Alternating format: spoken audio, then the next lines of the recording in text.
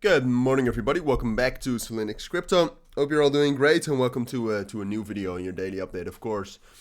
On Bitcoin, we're going to do a full update. We'll talk about the technicals, talk about the fundamentals / news. Today is going to be a very, very volatile day, I'll just tell you, because we have some major economic events with the CPI, inflation rate, but also jobless numbers or employment data. And then apart from that, we'll talk about the German government, etc., everything, all right? So let's get right into it. Purely technically, and we'll still dive into that a little bit more later in the video as well. Purely technically, unfortunately, yesterday we lost our main support level at 58,000 right here. We already talked about that yesterday, that we really needed to get some sort of a breakout very, very soon. If we still wanted to continue this bullish momentum. I would say, I mean, if you look at Bitcoin right here, for example, this morning, yesterday we saw a bit of a closure of positions, so a bit of a momentum loss. But you can see right here, I mean, the momentum this morning has been going up again. That's also leading up to these economic events that we'll have later today. But the markets right now, I would say, on the short term, are not that bearish. We're actually consolidating, but we'll talk about that later. And if you zoom out here, I would also say, I mean, you can see that the 28 and the 50 EMA are quite flat. So even on higher time frames, we're actually starting to show signs of some sort of recovery, I wouldn't say, but at least some sort of stability. But all right, the big news today, German government, whether they are still selling or not. The quick answer is yes, they are still selling. All right, they sent away, what is this, like 2,000 Bitcoin again earlier today.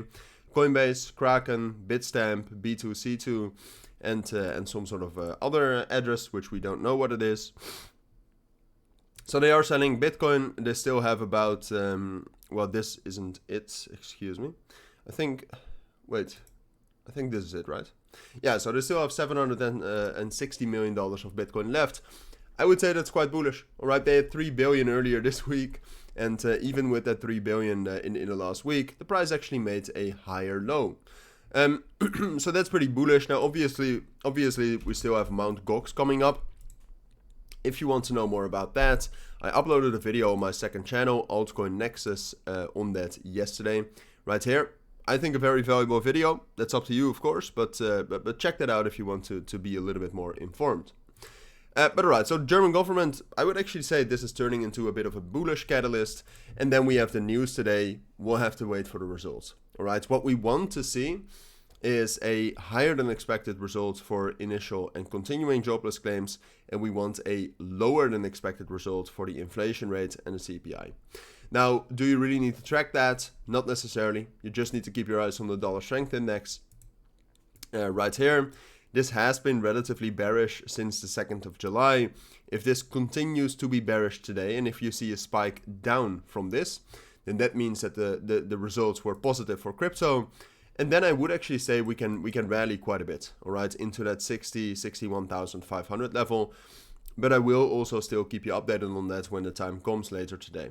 Because technically, what we're just waiting for right here, based on probably the news, is some sort of a breakout, all right? Either above 58,400, I would say, or below 56,800, all right? So one of those two levels has to break. I mean, if you look at the technicals right now, I see a slight bullish bias right here. So I still think that some sort of a bullish breakout is more likely. But on a day like today, with so much news going on, and so much news we have to wait for, it's really best to just wait for the confirmation. All right, wait for the confirmation, wait for the news. We could also have some sort of a pre-news pump, which we have seen quite often in the past 2 months. So just know that doesn't necessarily mean anything unless the news is positive as well.